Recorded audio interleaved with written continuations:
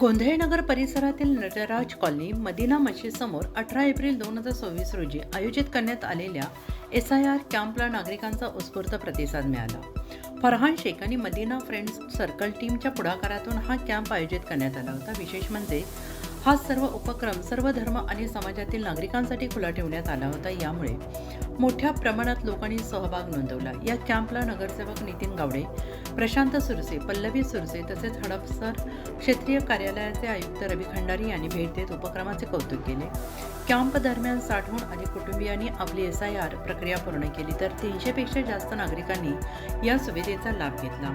SIR टीमचे अजय पाटील आणि त्यांच्या सहकार्याने संपूर्ण प्रक्रिया सुरळीत पार पाडण्यात महत्त्वाची भूमिका बजावली. मदिना मशिदीच्या वतीने नागरिकांसाठी तसेच BLO आणि कर्मचाऱ्यांसाठी जेवण आणि चहा पाण्याची उत्तम व्यवस्था करण्यात आली होती.